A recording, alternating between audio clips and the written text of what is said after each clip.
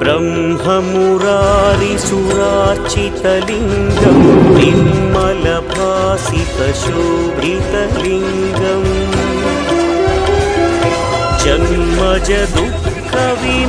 जन्मजदुःखविनाशकलिङ्गं तत्प्रणमामि सदा शिवलिङ्गम्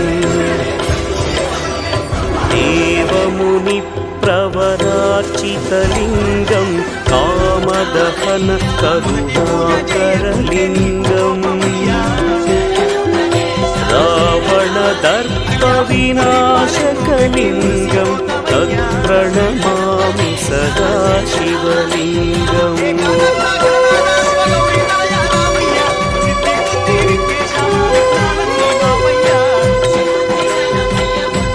सर्वसुगन्धसुलेपितलिङ्गं